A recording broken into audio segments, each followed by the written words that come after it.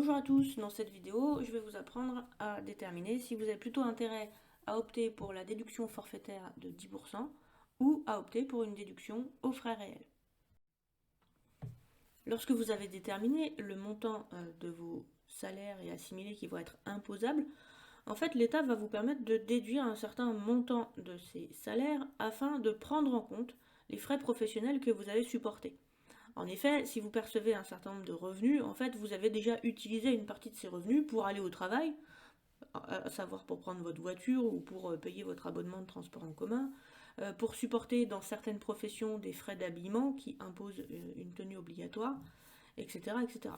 Or, l'administration fiscale considère que vous n'avez pas à être imposé sur la partie du revenu qui correspond à ces frais professionnels.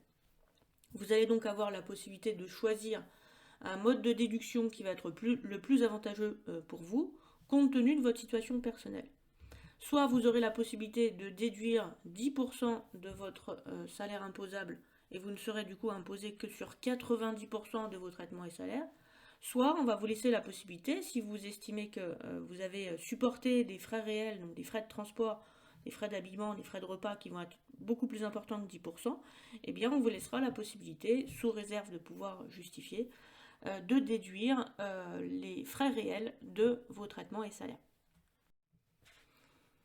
Je vous ai appris dans la vidéo précédente qu'en fait le salaire qui apparaît sur la déclaration d'impôt, qui est déjà en fait pré-rempli, c'est le salaire imposable qui apparaît en bas de votre dernier bulletin de salaire du mois de décembre. Et en fait ce salaire imposable qui apparaît sur votre bulletin n'est pas celui sur lequel vous allez être imposé, puisque va s'appliquer une déduction forfaitaire de 10% qui est accordée de droit à chaque salarié, si bien sûr ce salarié ne choisit pas la déduction des frais réels, puisque c'est soit l'un soit l'autre.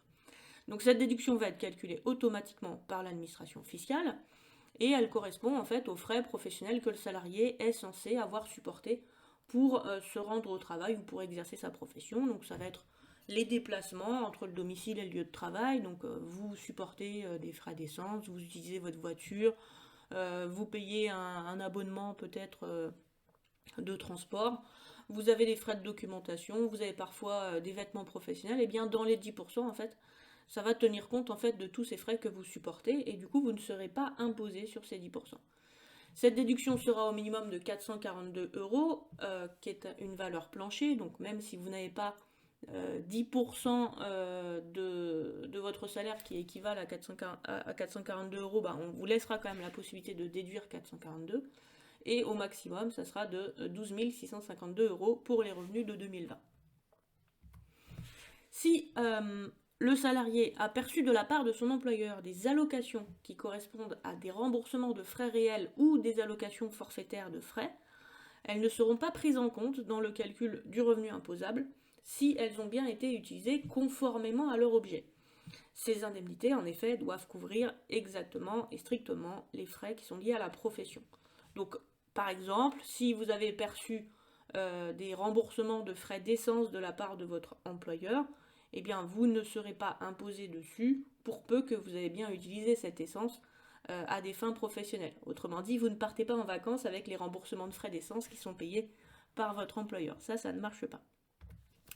Donc ce que l'on doit retenir, c'est que les traitements et salaires imposables sont constitués par les traitements et salaires que vous avez déclarés et qui apparaissent sur votre déclaration qui sont pré-remplis, moins 10%, donc déduction forfaitaire. Donc vous ne serez imposé que sur 90% des traitements et salaires que vous aurez perçus.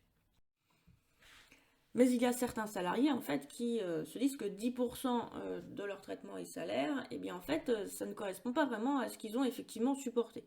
Et donc en fait ils vont calculer ce qu'on appelle les frais réels, donc les frais qu'ils ont réellement supportés pour se rendre au travail dans le cadre de l'activité professionnelle, et ils vont comparer en fait le montant de ces frais réels à la déduction de 10% pour voir si c'est pas plus avantageux pour eux de déduire les frais réels. Alors attention, on ne peut pas déduire n'importe quel frais, je vais vous donner la liste de ces frais. Et bien évidemment, vous avez des choses qui changent d'année en année. Et je ne peux pas non plus lister tous les frais qui sont liés à chaque profession, donc je vais me contenter des règles générales. Donc dans cette situation, sachez que, à la différence de tout à l'heure, si le salarié a perçu de la part de son employeur des allocations qui correspondent à des remboursements de frais, qui tout à l'heure, rappelez-vous, n'étaient pas imposables, eh bien, désormais, elles deviennent imposables. Donc ça, on fera une application tout à l'heure pour vous montrer la différence. Donc concrètement, lorsque vous allez vouloir déterminer vos traitements et salaires imposables, vous allez prendre le montant des traitements et salaires déclarés sur la déclaration d'impôt sur le revenu pré-rempli, plus les allocations forfaitaires de frais et les remboursements de frais réels que vous ont versés les employeurs, moins les frais réels que l'on va apprendre à déterminer. Alors, il y a une chose à savoir quand on veut se mettre aux frais réels, c'est que vous devez absolument conserver une trace de tous les justificatifs. Pourquoi? Parce que en cas de contrôle fiscal, vous devez pouvoir justifier exactement la liste de tous ces frais et vous allez devoir pouvoir justifier exactement que ces frais ont été engagés bien dans l'intérêt de votre activité professionnelle. Hein. Attention, on ne va pas se mettre à déduire des frais qui correspondent à votre activité personnelle. C'est d'ailleurs la principale raison des contrôles fiscaux, hein, c'est qu'à un moment donné, on se demande si vous n'avez pas trop de frais et que vous n'abusez pas un peu justement sur ces frais. Alors normalement, ça doit être conservé pendant 3 ans, mais de préférence garder 1 an de plus parce que en fait, parfois, on va rallonger la durée du contrôle fiscal, ce qui a été le cas l'année dernière. Donc voilà, j'ai mis 3 ans parce que le contrôle fiscal normalement peut remonter 3 ans en arrière, mais par sécurité, gardez tout ça 4 ans dans des belles pochettes bien classées. Alors quels sont ces frais dont la déduction est admise? L'essentiel des frais, en fait, ça va être les frais de transport entre le lieu de domicile et le lieu de travail. Alors ces frais sont déductibles à condition que la distance domicile-travail ne soit pas anormale. Ça veut dire que si vous faites 200 km de la journée, aller-retour, ça fait 400 km, ça fait beaucoup et l'État ne va pas accepter que vous déduisiez autant. Sauf situation particulière justifiée. Donc vous avez une distance de 40 km qui est acceptée, qui est une distance raisonnable pour habiter, entre l'écart entre le domicile et votre lieu de travail. Et vous allez alors devoir fournir une attestation avec le nombre de jours que vous avez travaillé, ce qui va justifier en fait le nombre de déplacements que vous avez fait, afin d'évaluer correctement le kilométrage que vous avez fait. Pourquoi le kilométrage? Parce que c'est sur la base des kilomètres parcourus que l'on va vous permettre de déduire ces frais de transport. Alors concrètement, je vous fournis ici un barème kilométrique qui est applicable aux voitures. Donc pour ce que vous allez déclarer en 2021, donc vous allez déclarer en 2021 les kilomètres que vous avez parcourus en 2020. Et donc vous avez un barème kilométrique qui est applicable aux voitures, vous en avez un autre qui est applicable aux deux roues, aux cyclomoteurs. Là je vous ai mis que le barème qui est applicable aux voitures, donc qui est fonction en fait de la puissance fiscale de votre voiture et qui est fonction du kilométrage. Donc en fait plus vous avez une puissance fiscale élevée, plus on va vous permettre de déduire, mais ça va s'arrêter à 7 chevaux. C'est-à-dire qu'au-delà des 7 chevaux, vous n'aurez pas d'avantage de déduction. L'idée étant de limiter les voitures qui consomment trop. Puis voilà, on ne va pas non plus rembourser des frais qui sont liés à des Porsche ou à des Ferrari qui consomment beaucoup. Ça, c'est pour le principe. Donc concrètement, vous vous basez sur ce barème kilométrique. Ce barème, en fait, il va vous rembourser des frais qui vont correspondre en fait au fait que vous preniez votre voiture. Donc ça tient compte du fait que votre voiture se déprécie. Il va y avoir aussi des frais de réparation, des frais d'entretien, des dépenses de pneumatiques, des dépenses d'assurance, bien sûr la consommation de carburant, et tout ça est pris en compte dans ce barème. Et par contre, il y a des choses qui ne sont pas prises en compte dans le barème, qui peuvent être ajoutées dans les frais réels. Ça va être des frais de stationnement, de parc-mètre, de parking, des frais de péage d'autoroute, ou éventuellement les intérêts annuels qui sont liés à l'achat à crédit du véhicule. Alors bien sûr, dans la proportion où vous utilisez ce véhicule à des fins professionnelles. Si vous avez la moitié de votre kilométrage qui est lié au fait que vous partiez en vacances, vous n'allez pas pouvoir déduire 100% des intérêts. Vous allez déduire 50% des intérêts parce qu'il y a 50% de votre utilisation que vous faites à des fins professionnelles. Donc concrètement ici, vous avez ce barème, donc on va faire une petite application juste après. À noter que si vous avez un véhicule électrique, le montant des frais de déplacement calculés pourra être majoré de 20%. Et à noter aussi que ce barème change chaque année. Donc évidemment, si vous êtes sur la déclaration de 2022, il faut prendre le barème de 2021. Donc ici, je vous ai mis deux petites applications, mais je viens de me rendre compte qu'il y en a une qui est déjà traitée sur la page. Donc imaginons que vous avez parcouru 4000 km à titre professionnel avec un véhicule de 6 chevaux eh bien, le contribuable va pouvoir faire état d'un montant de frais réels. Alors, il faut lire correctement le barème. On cherche la ligne 6 chevaux, on cherche ce qui correspond à une distance inférieure à 4000 km. Donc, on repère du coup le calcul qu'il faut réaliser. On fait donc 4000 fois 0,574, ça donne 2296.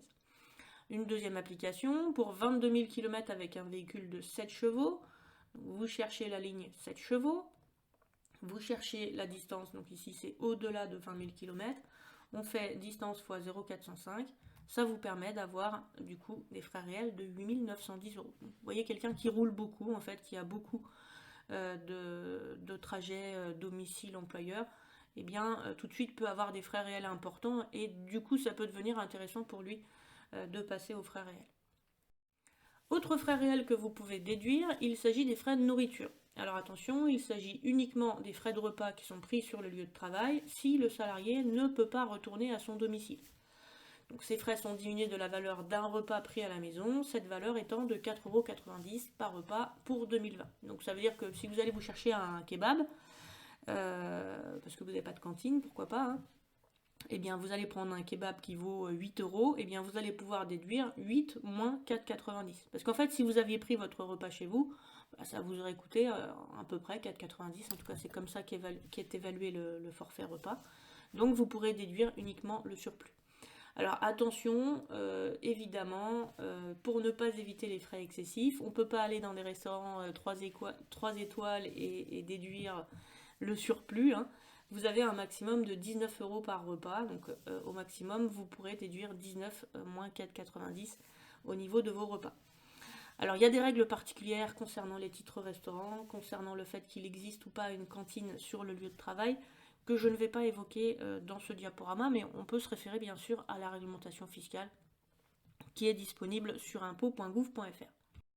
Autres frais déductibles, donc là je vous ai mis à peu près l'essentiel de ce qu'on peut trouver. Donc des frais de déplacement professionnel, il s'agit de frais supplémentaires qu'un salarié pourrait être amené à supporter. Donc par exemple un billet de train, s'il s'agit d'un déplacement bien sûr qui est imposé par l'employeur. Des frais de séjour à l'étranger, là aussi si le séjour est imposé par l'employeur. Des frais vestimentaires qui sont en rapport avec la profession exercée, comme l'achat d'un bleu de travail, l'achat de chaussures de sécurité, notamment pour les personnes qui exercent sur des chantiers, l'achat de la combinaison pour les moniteurs de ski ou l'achat de chemises blanches qui est imposé pour les maîtres d'hôtel. Attention, ce n'est pas valable dans toutes les professions. Moi, je ne peux pas déduire par exemple un tailleur que je pourrais acheter pour aller exercer devant mes étudiants. Ça ne marche pas. Il y a également les dépenses qui sont relatives à l'acquisition et à l'entretien d'un local professionnel. Donc si votre employeur ne vous met pas à disposition un bureau qui correspond à l'exercice de votre profession, eh bien vous pouvez déduire cela. Donc un musicien par exemple peut déduire une partie du loyer de son appartement s'il a une pièce qui lui sert de lieu de répétition. Musicien salarié, hein, j'entends. C'est le cas d'un enseignant aussi. Les enseignants du secondaire n'ont pas de bureau au lycée, pas de bureau personnel, en tout cas dans la plupart des lycées ça n'existe pas. Et du coup ils travaillent chez eux et ils vont pouvoir déduire une partie de leur loyer de leur appartement. Ouh là là, j'ai la voix qui part un petit peu là. Pardon. Ensuite, on a les dépenses de mobilier, de matériel et d'outillage. Vous pouvez par exemple acheter une chaise de bureau et la déduire de vos frais réels. Vous pouvez également acheter un ordinateur, mais alors attention, si votre achat dépasse 500 euros, vous ne pouvez pas déduire la totalité de l'ordinateur, vous allez pouvoir déduire uniquement l'amortissement de l'ordinateur, donc vous allez répartir la valeur de l'ordinateur sur plusieurs années. Et bien évidemment, il faut tenir compte de l'utilisation personnelle et de l'utilisation professionnelle. Donc peut-être considérer que votre ordinateur est utilisé à 80% à des fins professionnelles par exemple. Une coiffeuse aussi peut déduire l'achat de ses ciseaux si elle le souhaite. Ça c'est pour la petite anecdote. Mais les ciseaux ça peut coûter très cher chez les coiffeuses, hein, parce que c'est des choses qui coupent très finement et donc vous avez des ciseaux, j'ai déjà vu, qui peuvent coûter 200 à 300 euros. Donc ça peut représenter une dépense assez conséquente. Et puis vous pouvez également déduire les cotisations syndicales ou les cotisations qui sont versées au comité d'entreprise, qui sont déductibles sans limitation, mais attention, si vous décidez de les déduire dans les frais réels, vous ne pourrez pas bénéficier du crédit d'impôt qui est lié à ces cotisations, qu'on verra un petit peu plus tard.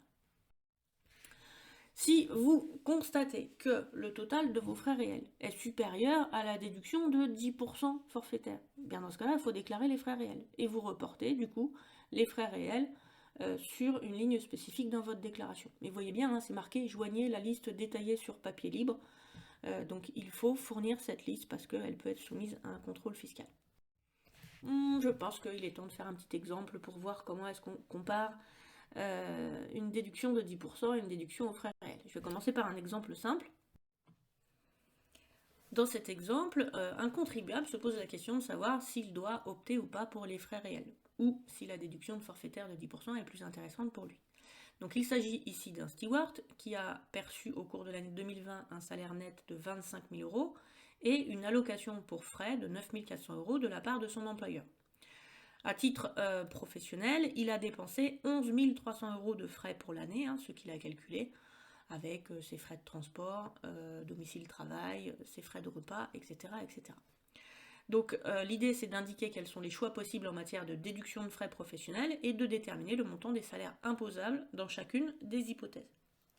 Je ne tiendrai pas compte ici de la CSG-CRDS non déductible, hein, ça veut dire que je considère que le salaire net de 25 000 euros ici correspond en fait au salaire imposable de ce salarié, c'est-à-dire le salaire qui apparaît sur sa déclaration d'impôt.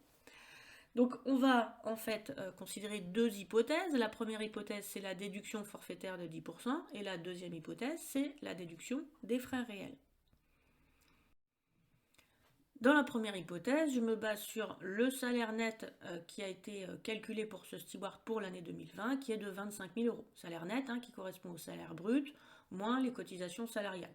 Je ne tiens pas compte de la CSG-CRDS non déductible et de la mutuelle employeur pour simplifier pour cette première application. Donc je pars de ces 25 000 euros, je n'ai pas le droit de déduire les 11 300 de frais professionnels pour l'année. Par contre, en retour, je n'ajoute pas à mon salaire l'allocation que j'ai reçue de la part de mon employeur, qui était une allocation pour frais de 9 400 euros. Du coup, c'est simple, je fais 25 000 moins 10% de 25 000, et je me retrouve avec un salaire imposable de 22 500 euros. Je vais comparer ce salaire imposable, retenu par l'administration fiscale, à la deuxième hypothèse, qui tient compte cette fois-ci des frais réels. Lorsque je tiens compte des frais réels, eh bien, je pars toujours de mes 25 000 euros de salaire net. Je vais rajouter cette fois-ci l'allocation pour frais qui devient imposable pour 9 400 euros. Je ne peux pas déduire les 10%, mais par contre, je peux déduire les 11 300 euros de frais réels professionnels que j'ai supportés pour l'année. De fait, j'ai un salaire imposable qui est de 23 100 euros. Alors du coup, je choisis quoi dans le cas présent? Est-ce que je choisis d'être imposé avec la déduction forfaitaire de 10% ou est-ce que je choisis d'être imposé à la déduction avec la déduction des frais réels? Qu'est-ce que vous choisissez? Eh bien, il faut choisir évidemment la situation où vous avez le salaire imposable le plus faible. Or, ici, la situation où vous avez le salaire imposable le plus faible, je suis encore en train de perdre ma voix, c'est la situation qui correspond à la première hypothèse. Donc dans le cas présent, ce steward n'a pas intérêt à opter pour la déduction des frais réels. Voilà pour le principe entre la déduction forfaitaire de 10% et la déduction des frais réels. Évidemment, ce que je vous propose, c'est de faire d'autres exercices un petit peu plus compliqués que l'exemple d'application. Et ensuite, on abordera la prochaine partie du cours qui porte sur les revenus fonciers. N'hésitez pas à mettre un petit commentaire, un petit merci, un petit partage et abonnez-vous à la chaîne. À très bientôt.